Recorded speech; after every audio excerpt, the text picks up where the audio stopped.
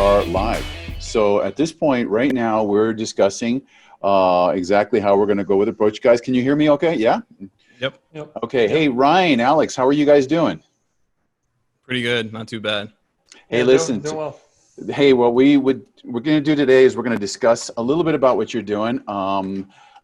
Specifically, we're going to be talking about functional fitness, and the idea is that these two young men have been performing. Now, Ryan Welage and Alexander Jimenez are medical students out there at the National University of Health, and we are going to talk about specifically functional fitness and the things that they're doing out there. So we're bringing this to the community, and we're going to broadcast, and we're going to see how it's actually going live. So right now I do see that we're on Facebook Live, and it is propagating to quite a few people. So a little bit about what functional fitness is and what you guys decided to do. Now, functional means that we find the proper way of movements and dynamics, but I'd like to know a little bit about what you guys did when you guys developed this new organization called the Functional Fitness Fellas. What is the Functional Fitness Fellas? Either one of you guys can answer. So, hey, Alex, why don't you go ahead and knock it out and tell us what you've done. So when we first decided to do the idea, it was more of out of necessity. We came up with the idea. So during this whole epidemic and quarantine situation, we kind of were forced to find new ways to work out. And Ryan and I came to the realization that,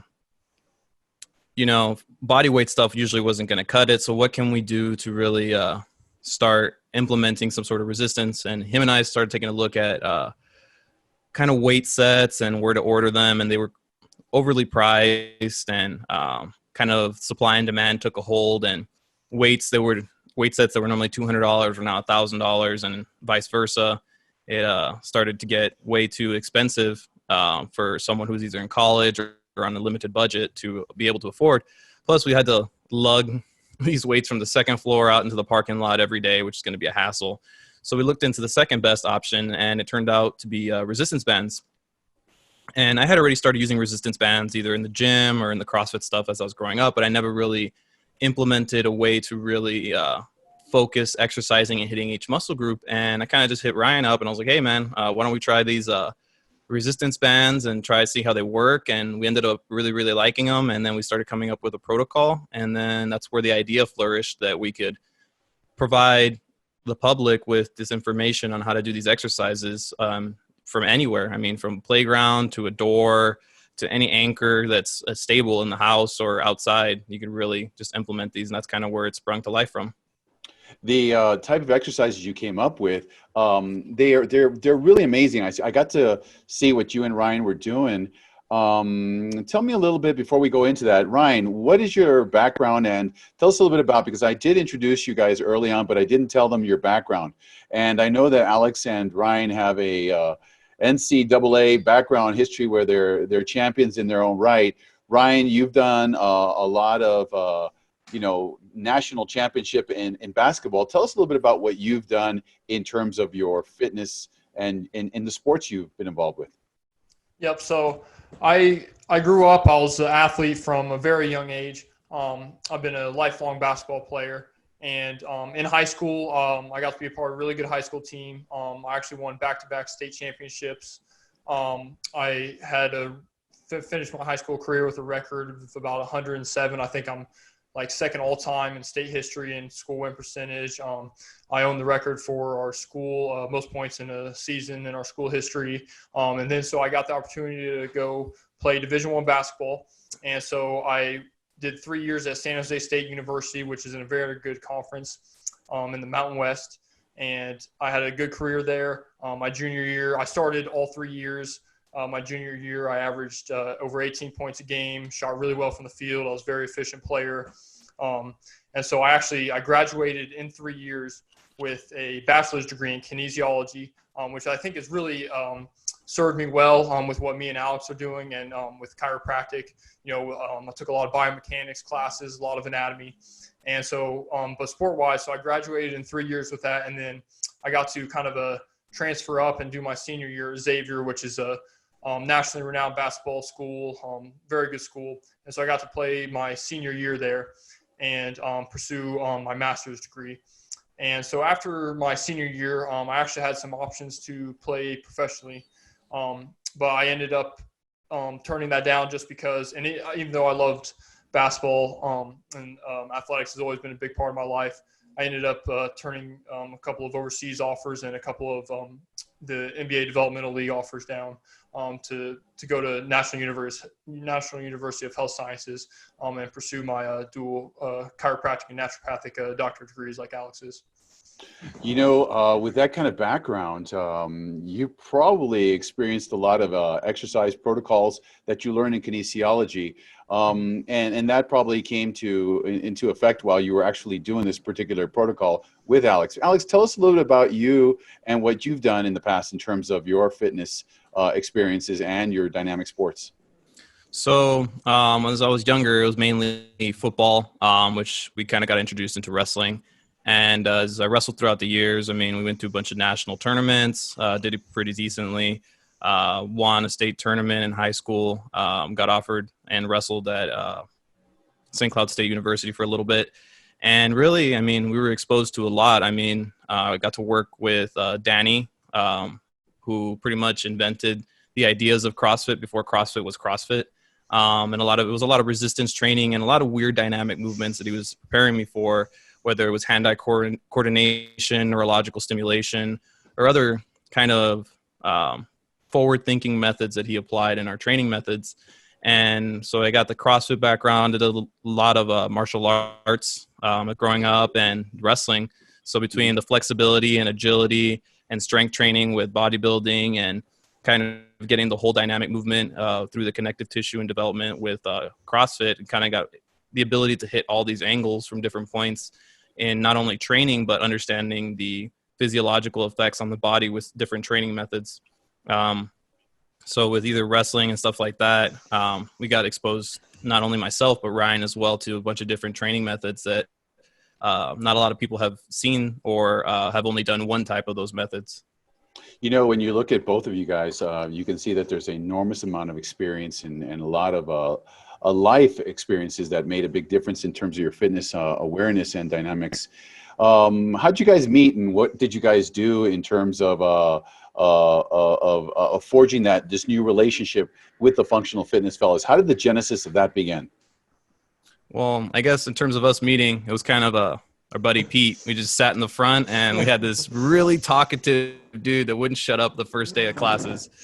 And we come to love him, but it was really funny because actually Pete brought us together, and we kind of just ended up studying, and we always sat in the front row. And Ryan was always really good with the muscles and anatomy, and I was always good with the biochemistry. I'd always geek out in the front.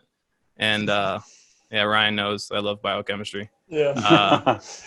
So you guys have some biochemistry experience, right? Yeah. Oh yeah. Oh yeah.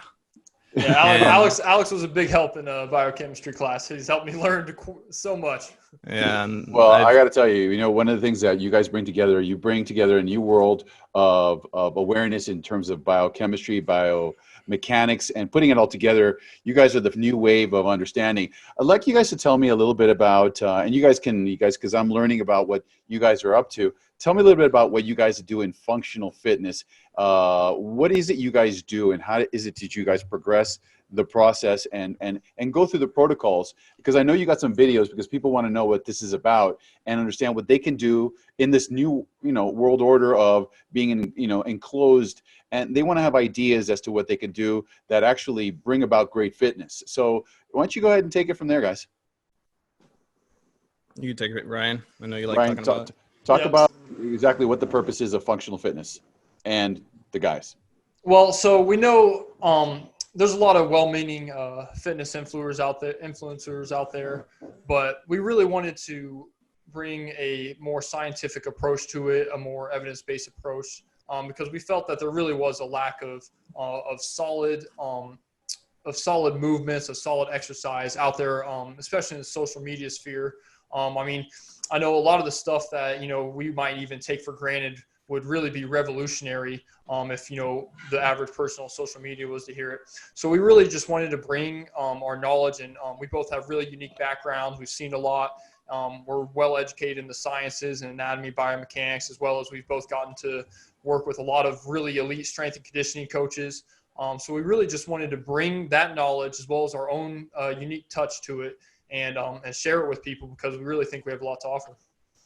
That is awesome. Let me ask you this. The rubber band idea, how did you guys begin with using rubber bands and dynamic movement poles, this new apparatus that really doesn't cost much money? You can actually, from what I'm seeing here and what I've been able to understand, you can actually convert your whole house into a fitness center with minimal expense. Is that correct? Oh, yeah. I mean, the way they kind of blossomed was really, I just spent maybe about 8 or 9 hours sifting through YouTube videos. And it dawned on me what Ryan and I could provide the public with when I sent him a video of this guy who has 10 million subscribers. And he looks at the camera and says, the hamstrings originate at the iliac crest. And then goes back to explain why we should be doing deadlifts because it originates at the iliac crest. For those of you who don't, it originates at the iliac tuberosity, the ischial tuberosity. And that's like total different ball game of mechanics and movement. To those of you who understand anatomy, to those of you who don't, it's about like 10, 15 inches away from the right spot. So I looked at him, I was like, dude, we could honestly take this to a whole different ball game. I mean, this guy's not even a licensed therapist, and he's providing millions and millions of people with the wrong information, not only of where things attach and function, but as well as the movement of certain things. I mean, I got blessed to have a father who had 40 some odd years of bodybuilding experience. I mean, I got to work with coaches who had 30, 40 years, even more if you compound the knowledge that they have for wrestling. I got to work with trainers who worked in functional movement since the 70s and 80s when this resistance band was a thing. And I was like, you know what, let's give it a try. You know what, I'm the type of person that I'll try everything at least once. You know, if I don't have any experience, I'll give it a shot. And when I got these bands and Ryan and I started working it out, it was more of we had like a 2-week period where we're like, okay, this works, this doesn't work. This is complete BS. This is legit. And then all of a sudden we started making up our own movements that were extremely similar to those in the gym. And no one had come up with those types of movements. It was just different angles of application. And all of a sudden we started getting better and better at it. I always have my own 48-hour rule that once you spend 48 hours in something, you start getting comfortable with it. And I think that's after around 20 or 30 workouts, we started getting really comfortable, Ryan and I, with these movements. And we had solidified a set of movements that we really liked. I mean, Ryan knows, I mean, every day we'd come up with a new movement and we'd say, okay, this is what we should be doing. Okay, this works perfectly. This doesn't work at all. Let's skip that. So, you know, when we look at this is very revolutionary, and the dynamics of it coming from people or individuals that have done high performance training. Has this type of fitness actually kept up the par and actually made you, is it as intense as like training, let's say basketball or even wrestling? Does it do that kind of, does it get you as hyped up and energy expending as those other exercises would do? You know, I was telling Alex, I was like, I think I'm actually in better shape and I'm actually getting a little stronger now that we've actually been in quarantine. And it's really interesting. And Alex actually found a few studies that was done by some physical therapists that that strength training with bands actually recruits more muscle fibers because it's activating the stabilizers. And you can feel it. I mean, me and Alex actually kind of went through a learning curve. And I think anybody that goes with bands that's only been lifting with dumbbells or barbells especially, you're going to feel it's going to work it a little differently. You're going to feel a little differently, and you're really going to have to actively stabilize. And so I think, and like Alex was saying, you can really do almost everything that you would normally do in the weight room, just with bands. And so you can increase and decrease the tension, but you're adding in that stabilizer effect. And I know the word core and activating your core is kind of gets thrown around a lot out there, but using bands really does make you stabilize your core even more. And so I absolutely feel that I'm in just as good of shape, if not even better, I actually just weighed myself a few days ago, and Alex had a scale at school that we were able to weigh. Yes. And I've actually gained a couple pounds since quarantine. So I absolutely think that that's not just something that you can use to just maintain, but you can use to get better, and we can actually, get better during quarantine and get stronger. You know what? One of the things I did notice when I started watching these exercises is that you two have a totally juxtaposed body shapes. You're an ectomorph, which is a really tall individual, tall for even tall people. How tall are you? 6'9". 6'9". Okay. And Alex, you're about what? How old are you? How tall are you? I'm 5'8". 5'8". So we got about a foot difference, and we're going to be watching the videos, and we're going to see how the dynamics works on that. I don't know which one of you guys has the videos queued up. I have them right here. I can screen share those real quick. Do me a favor. Go ahead and screen share some so we can kind of and talk to me as you're doing this stuff, because I really want to understand exactly what type of procedures you're actually doing. As you can see that you got Ryan there. I see Ryan. I see Alex in the background. You're kind of fuzzing in, but now we're going to go ahead and get those. Tell us a little bit about what's actually going on. Go ahead. You take it from there, bud. So here, let me download that. So kind of what's going on here, we're doing just some regular rows here, and we have Ryan kind of working out. And we can see that we have kind of like an anchor. This was originally intended to be a dog anchor, but we use it in our own little method here. So as you can see, he's doing the regular types of rows that he would be doing in the gym. And instead of a linear movement, he's actually stabilizing not only his core, he's using his quads to stabilize. He's making sure that his erectors are keeping him propped up and proper, so that way he can work those rhomboids and the upper parts of the trap and the posterior delt correctly. And it's just a whole stabilization mechanism. I mean, they always say that the king of lifting is the squat, and the squat is the king of lifting because it forces you to stabilize not only your legs but your core as well as your upper body. And with these banded exercises, you're getting the same effect in stabilization in all points of movement, not only just in the muscles being worked as well as the accessory muscles. Ryan, you were doing this particular exercise, and you've done obviously back rows. How is this different in terms of what you're doing? Because you look like you're locked in space and you're holding a whole lot of muscles engaged that typically you would never even think of using when you would be doing a regular, let's say, a pulley row. What's going on here? Tell me a little bit about what you were feeling. Absolutely. This exercise is a full body exercise. I mean, like Alex said, you can see my thighs and hamstrings are absolutely engaged, and your core has to be engaged. I mean, you have to be able to stabilize and hold yourself in place. And so then aside from that, the bands, they provide so much tension on the way back down that, again, it forces you to recruit all the stabilizers, and then also to recruit your legs to actually support you to keep you from being drawn back in. So that exercise right there, aside from obviously just being a regular row, which you could get on a rowing machine, but the difference is this is truly a full body exercise, and so it really is more functional in that way. That it's a full body exercise. It's a natural range of motion. So this was one of my favorite exercises that we were able to come up with. Two things I've noticed here. When we work on fitness and we require people to do a certain exercise, we always tell them that you got to start from the core. It looks and it appears that you got your core engaged in this entire movement through all ranges of motion. Is that what you're feeling? Absolutely. Yeah. I mean, if you let go for a second, I mean, I would fall forward. You absolutely have to be completely engaged. And again, yeah, that's something that there probably will be a learning curve for people that have just been barbell training. They probably haven't been used to actually having to keep their core engaged through the whole range of movement. But I think that band training and even this particular exercise especially can really help them with that.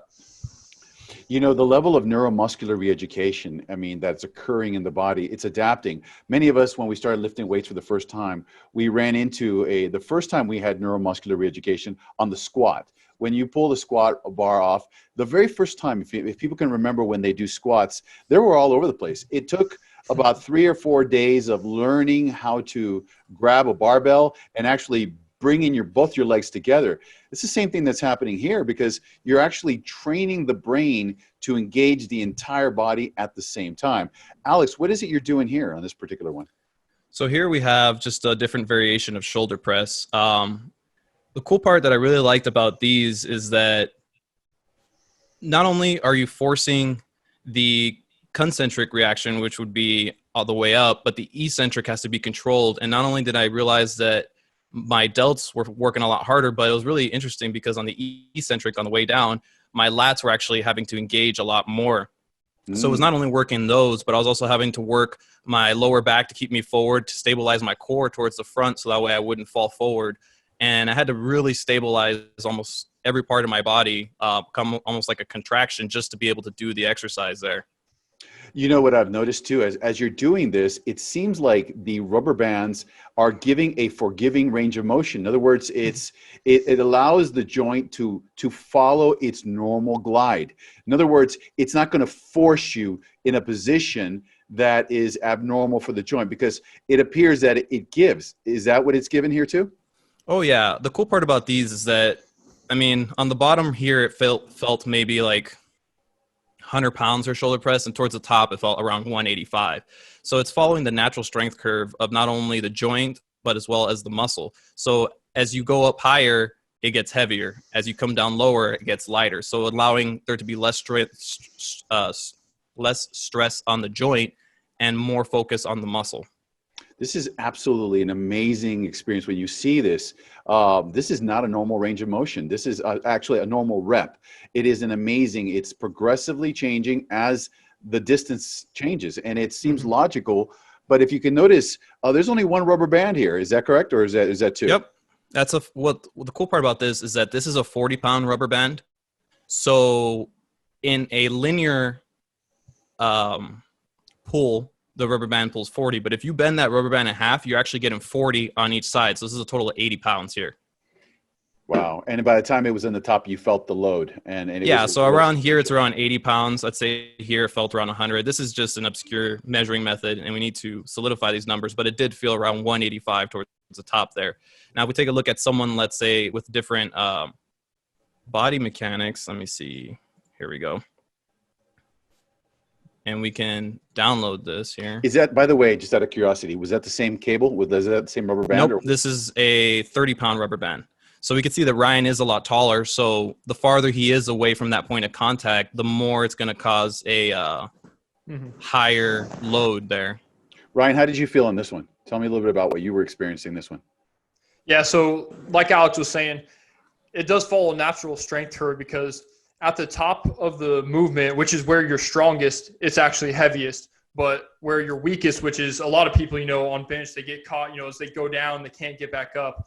But it follows the natural strength curve, and it actually allows you to do more weight where you're strongest, which is something that you can't do, obviously, with a barbell. So as for this specific movement, me and Alex were really working kind of an incline bench, which I think a lot of people would think of, that the weight room's closed. Like, they'd be like, there's no way I can do an incline bench with this. But all you need is something that you can put in the ground, and which me and Alex had this thing at school here. But me and Alex also looked into something that we could actually buy to, help tell people what to put in the ground. And so we actually found a shed tool that we can talk about at some point, that we were able to link into the ground, that has a hook like that, so that we can hook it in the ground and then put the cable through and be able to do this exercise. Now, I noticed that you're doing this outside, and you show different areas. Now, I do notice that on some of these times, when you do have some videos, I have some videos here of you doing things like actually, Ryan, I have a video here. I'm going to go ahead and show my screen. It's just a second here. And what we have is Ryan doing a specific type of procedure, and I'm going to show this share screen. Here goes. We're going to go in there. And there we go. We're going to share, and we're going to share right now. Now, this particular one, you can actually see that you're doing this in an area that's just any anchor. Is that correct? Yep. Yeah. And the cool thing about that jungle gym was it had a lot of different anchors, but we found a way to that you can do this inside your home if you just have any door that you can actually put a slip through. It's got a little ball on the other side to keep it in place, and so you can actually hook the bands through that. And so any door, you can do this. So we've really found a way to just do this anywhere. But obviously, we wanted to train outside when we could. In this particular one right here, I actually have Alex, and you're showing, and you're talking about that the bulb actually holds around the door, correct, Alex? Yep. What is it? So What's going on here? What are you doing here? So we're doing pullovers, the same thing that you would do to get that serratus anterior to prevent any scapular protraction. A lot of problems with that is that some people really don't work that serratus anterior, so they have problems with those scapula protruding outwards, and it causes a little bit of an effect to be able to be put in a range of motion that is not stable and causing scapular winging. So Gotcha. by strengthening those, you can prevent that. Ryan, you were doing some other exercise. I'm going to take you to this one. This particular one, I've noticed that when I've always lifted weights, I've always known that there's always the best exercise for a motion. And one of the most common ones is the incline bicep bilateral curl. When you lean back and you actually do curls. This looks very similar to it. Though you're leaning forward, you're actually getting a good pull on the bicep. What is it you're doing here in terms of this one? This is not a bicep exercise. This is what is this one? So we were hitting lower pecs with this exercise. So we were actually keeping our arms straight in this exercise. Got it. Makes sense. Yep. So we weren't hitting the bicep. We were hitting lower pec there. So the lower pec on this one is the one that you're doing. It's not for biceps. I can tell you didn't curl the arm this much, so you have to straight. So, and how did that feel? I mean, again, it was a great hit on the lower pectoral muscle. And yeah, I mean, that was something I never really felt before I hit bands, actually isolating that lower pectoralis muscle. So that was another great exercise. This particular one I've noticed here, Alex, tell me a little bit about what you were doing here. Oh, here, let me, if you want, let me share my screen. Go ahead, share screen. Go ahead. You got it. These are amazing exercise, guys. You guys are really up to something real amazing here. So here we have kind of just more of a regular chest press. So the cool part about this is that my upper torso probably weighs, I want to say around 100 pounds roughly. And this band right here is actually a 150-pound resistance band. So on the bottom part, it's around 100 pounds, and towards the top, it's around a 300-pound chest press. So kind of going in through the movement, it actually feels like a pretty heavy push-up, really. And let's say that you're stronger than this, right? Just add another band. And if you're still stronger, just add another band. And I don't think that anyone's going to be doing a 500-pound push-up anytime soon. So you're getting a pretty good amount of resistance in the proper mechanics of it all. Towards the top, it is heavier, and towards the bottom, it is lighter, allowing your pec to get that full range of motion while preventing possible areas of injury. Wow. All right. So you got some cool, what other stuff do you got in there that you were looking at? Because I saw that you had a lot of other videos. Oh, yeah. We got tons of videos here. Let me see. Share, because I think everybody wants to see what's going on here. I'm really interested in this. And then if you could tell me a little bit what you're doing now in terms of that one, it's amazing. Look at that. So here we're doing a kind of almost like a squat press here. And we're kind of just playing around with the ideas, but it turned out to be a really good mechanism. I mean, before Ryan had gone home, we were doing resistance bands with squats, and we're getting around the same. I mean, probably had about 10, 15 bands on this thing while we were doing squats, but it was still around a 300 to 400 pound squat when we were doing it. Ryan, what are you feeling here? What are you feeling? Because that's just amazing. I've worked out for years. I've come from the 80s, and I have never done a squat where you're actually doing a shoulder press. The only thing that would become close to this is a snatch or a clean and jerk, and those kind of things would actually bring this. This is an Olympic lift. Yeah, this is another great one we came up with. So we were able to load the squat more in later sessions. But for this one, it was a little light. It's a little light on the squat part, but it really loads the press over the shoulders heavy, because again, at the top is where you get the most tension. So it's really a great overhead shoulder exercise. And again, just the way that the band moves, it's so much safer for the shoulders. I told Alex that my joints have actually, because I was using mainly dumbbells, but some barbells as well before, and so my joints actually they really feel better than they have in a long time from using these bands, just because they allow such a natural range of motion. Look at this, man. You guys went out there, and it looks like it's a little bit cold out there too, huh? A little bit, yeah. Ryan says it's a beauty day outside when it's 30 degrees outside. I do like to train outside. You know what? That's the beautiful thing about it. You got, this is just, it's amazing. Go ahead. What's going on? Here we have a variation of wrist curls to strengthen the flexors of the forearms. And actually, it's pretty heavy there. I mean, even though it's a 40-pound band, we've kind of not only bent the band in half, but bent it almost into 3 different quadrants. So by the time that you bring it up to the proper stabilization, it's definitely around 50, 60 pounds of a wrist curl. That is amazing. And again, I mean, there's no way to do this without engaging the core. There's no way. What's going on here? Oh, these are tricep pushes, right? Yep. So tricep extensions here. Here's another variation of it.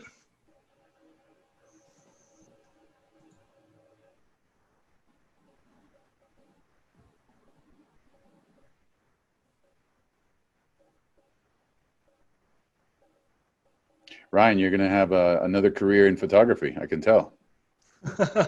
You know, Alex taught me quite a bit about photography. He had a camera, but yeah, I was just trying to get a good angle, and we spent a lot of time filming each other. You know, trying to make these videos for people. I think I really improved. I think oh my goodness, got some good shots. So, Alex, what are you feeling here in terms of the tricep? Because you can see the angle pull changes dramatically as your body's putting it into. What is it you're doing? If we pause it here and take the triceps out for the movement, let's talk about what needs to be stabilized in order to be able to even do the movement. So not only do we have the core stabilization, the rectus abdominis from stopping you from being pulled up, but you will also have the serratus anterior and the posterior muscles preventing you from coming up, as well as preventing any movement in the shoulder area. So by locking in the shoulder, you're forcing all these muscles in the upper body to stabilize, as well as the lateral side of the pec, to be able just to do a tricep extension. So you can see, as I'm getting tired here, you see I'm kind of starting to come up a little bit more than I was originally. Yes. And keeping that stabilization form there. What kind of pumps do you guys get? You know, do you guys feel the same swole, I guess, that you would feel that if you're lifting weights, or is it something that's a little bit different? What do you feel like after? You were mentioning, Ryan, that you felt really, really sore. How did you feel when you were doing these things? How does the muscle different?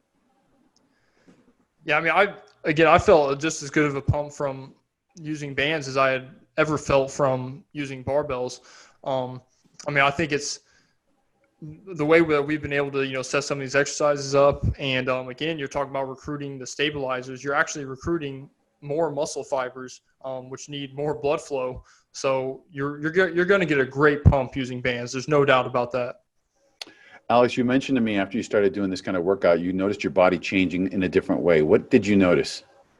I noticed that I had more stability, is a good word, as well as I had less body fat built onto me too. I usually aim for about 15 to 20 reps on every exercise that we do here. The important part of these are to explode on the way down, but control on the way up. And forcing that eccentric stabilization is a big key factor in a lot of these exercises. I'd say, if not in most of these exercises. And you really get more of a burn with these type of things too. I noticed it. The main way that I noticed it was, let me see if I can find the video here. Ryan, in this particular one that you were doing, the tricep, does the lockout happen when you lock out? Does it lock out, or is it under a constant load that prevents the lockout, or is the lockout real difficult to attain in terms of the extension of the arm? Yeah, it is very difficult to attain because, yeah, like you said, with the bands, there is a constant tension, and there's a constant need to stabilize. It forces you to stabilize at all times. So we were a little all over the place when we first started using bands, and I think a lot of people, when they first do it too, they'll kind of be a little all over the place, a little almost shaking a little bit, possibly when they do some of these exercises. But again, it's amazing how fast you can adapt. And it really teaches you to contract in a new way. Alex, this is the one I thought that was Ryan was going to do the other time. How did this feel in your biceps? It felt really, really good.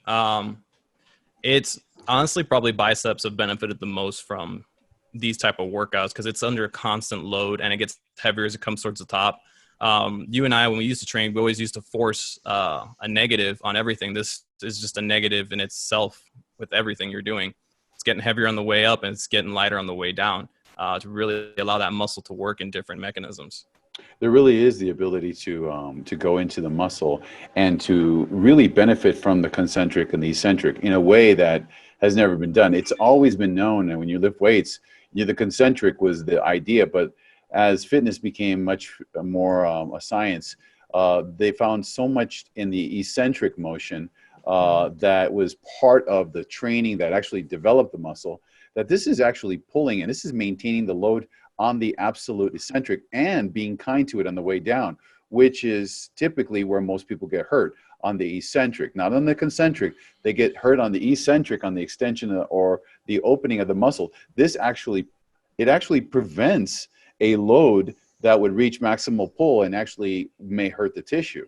So this is really, really amazing in terms of its structure when you actually study it. What are you doing here? You can do like concentrations? Yeah, we're doing some concentration curls here. And it's actually really, really good for the bicep there. As you know, I tore part of my bicep when I dislocated with my right arm.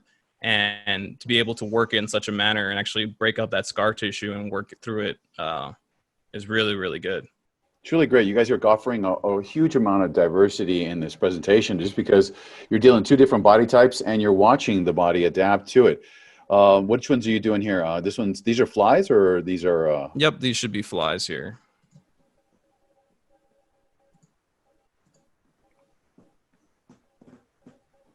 Nice stabilization. You're forced to stabilize really nicely, Ryan. Yep, and you can almost see I kind of wobbled a little bit at first because it caught me off guard. Again, it takes a bit of getting used to because you've really never been forced to stabilize like that. I mean, if you just go to a machine, the cable machine at your local gym, they're not going to force you to stabilize in the same way that these bands are going to, the way we're doing it. So it's really a completely different feel. And when people get a chance to do this, they're gonna be able to tell what we're talking about. What else you got in there, Alex? Some cool stuff in there? Oh yeah.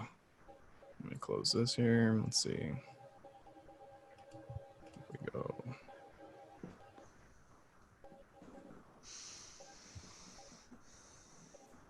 I'd say this is probably a good one here. Ryan hates these, but they're good. Yeah, wrist extensions. Yep. So I started looking into, the reason I started to try to do a lot of wrist work was I got lateral epicondylitis, or other known as a tennis elbow. And it's actually a weakness in the extensor carpi radialis brevis. And by being able to strengthen these, you actually allow the forearm to get a really good pump. And not only that, but it pretty much works really well, the abductor pollicis longus, as well as the brevis to some extent. But yeah, these are real great for wrist extensions. I really love these. I've fallen in love with them, and I probably won't go a day without doing some sort of wrist exercise. Well, guys, I got to tell you, this has been a very much of a learning experience for myself, watching what you guys are doing from a physiological state, just from what we do with patients here at our office. We've done a lot of exercises, and rubber bands is really a new addition over the last decade or so, but it's gone from just a simple level of exercise work to a very complex science. And I think that you guys are forging this new, fundamental physiology motion or kinesiology motion, and we're learning a lot here. What are you guys taking from this? And I'd like to hear from both of you guys, because I want to understand what it is you guys are doing and what we have to look forward to with the functional fitness fellas, and what you guys are going to do with this new protocol and program in the future. We're going to do a lot of different things. I mean, Ryan has an extensive background in how to be a NCAA athlete while being vegan. I personally don't do well with carbs. It's just my genetic genotype. But whether it's from diet to exercise to, let's say, a book of the week to discuss different contents, we're going to be going into different things. And the cool part about these bands is that I'm sure we always learn about the X and Y axis as well as the Z axis in terms of rotation and anatomy. And the cool part about these bands is that it forces muscles in every plane to be working to stabilize the movement of that one isometric contraction of that muscle. So we're getting a lot of different movements and a lot of different implementations and a lot of different ideologies that are being worked. And once the weight room opens up again, we're going to be doing videos on how to use bands in the weight room, how to implement them on free weights, because there's different mechanisms, different ways you can tie the bands up.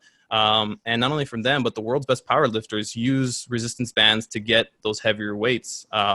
If you can do a 350-pound squat with 2 bands that equate to 250 pounds in each of them, you're going to be able to squat 800 pounds like it's almost nothing. Ryan, I was watching some videos where you were actually doing some, kind of was like a hack squat. I think it was a hack squat or some sort of leg press where rubber bands were attached to the machine. So this is like a hybridization process where not only are you using standard machinery, but you're amping it up with rubber bands and getting the double the benefit, because now you get the rubber band constant eccentric load along with the concentric blast of a machine. What is it you guys were doing there in the gym? Because I don't have that particular video, but I do remember I got that video. What were you doing? Let me share that to you. Yep. So we had hooked up. Yep. So we had hooked up a band to each side.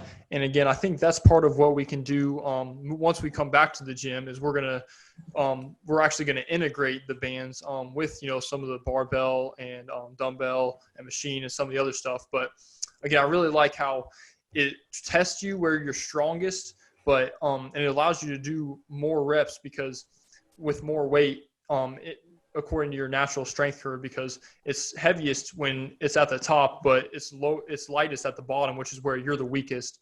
So that's one of the things I really love about bands that I think a lot of people can take advantage of.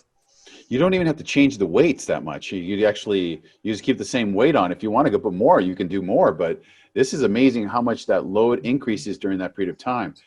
Wow. Well, I'll tell you what, I look forward to hearing from you guys and seeing exactly what's going on, learning about the nutritional components and the things that you're going to do with the diverse presentations that you guys are going to have. So let me ask you this. What are we looking forward to in the next one? Because I know we got one scheduled, I think, within a week. I look forward to it, and we'll go ahead and start broadcasting that one. But I want to be able to learn different concepts and ideas from this. And I can see that the people that are watching this, they're obviously going to see that, with a bag, with a bunch of rubber bands in it. Is it expensive to get into this? $100, everything we bought. $100, and you just basically amped up your gym, huh? Exactly.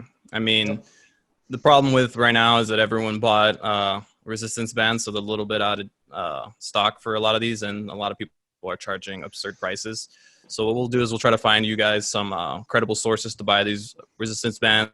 We're also going to be putting and launching our website within the next week or two, putting all the videos up there, description in each of these videos, a little bit about us, a background and everything. Ryan's going to be taking the vegan supplemental thing to a whole new level. I've learned a lot of things from him in terms of types of foods that would favor your microbiome as well as help your gut function better through him.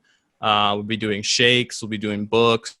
We're going to hit it all. So there is no single topic. We're going to hit it all from a functional perspective. That's why we are the Functional Fitness Fellows, and we're going to be kicking ass and taking names and showing you what works and what doesn't.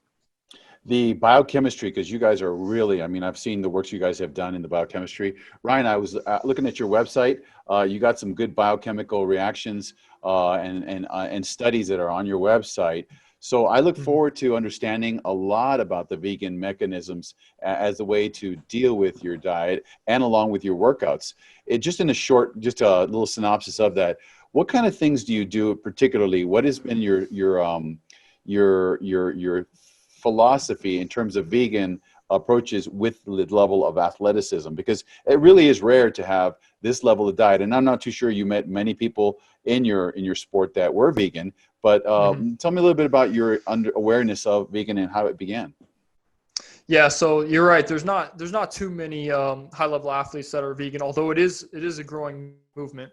But so I'll quickly tell the story of how I went into it.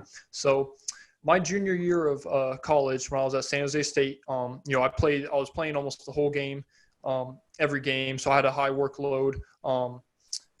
But so I had really bad shin splints, and I was in the kinesiology program. I was researching inflammation and all this stuff, and I was looking into the biomechanics, and I thought my biomechanics were pretty sound.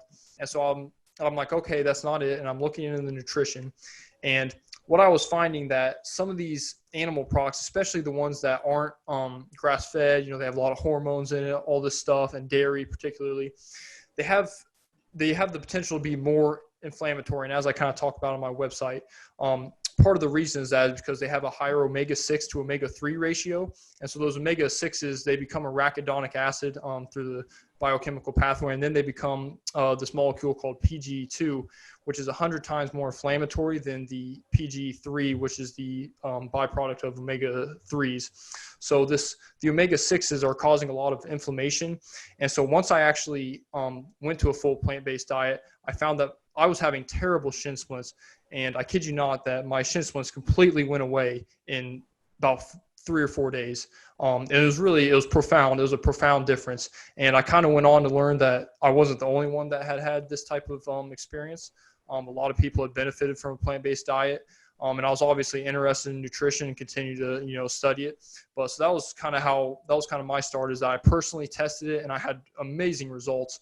And, I found that speeded up my recovery. I actually wear a trackable, and I found that my resting heart rate actually dropped by 3 beats per minute when I made the switch, which I thought was pretty incredible. My heart rate variability went up. So I thought I saw some profound physiological changes. And so I just never went back. I got to tell you, this is what I want to hear about that. Maybe we can do that on the next one, that we talk about specifically the vegan approach to your training. And this is an amazing thing, because I know, Alex, you were doing something, you were sharing with me about the days you eat the higher proteins and eliminate the proteins or the high meats or those chickens or just the animal-based proteins. And on days that you don't train as hard, you changed your diet plan. So I want to learn a lot about this, because I think that it's so important that people understand what you guys, who are actually on the front lines of learning medicine today, are doing. So I look forward to having you guys. I want to thank you guys today for taking this time. I know it's been a little bit intense, but it really has given people an insight as to what's going on. And I hope that the individuals watching this really have learned something and can take it to another level. This is a really amazing time. It's a time where we've been, quarantined, so to speak, and we've come up with some creative ideas. Any words of thoughts from you guys before we leave, guys? Just be ready for the information. Absolutely. I appreciate you having me on. Oh, no, we're going to be doing this. So you guys are scheduled for the next show. It's already broadcast. I think it's next week. And I'll hook up with you guys. And it was a blessing. I'll have the recordings out to you guys. You guys have a great night, and thank you for sharing your time. I really appreciate you, Ryan, Alex, for taking the time to teach us some of these things, because I want to know, and I know every one of my patients want to know what's going on here. So thank you for bringing it to us, guys. I appreciate it. And, hey, have a good one, guys. Blessings. Okay, guys? Bye-bye.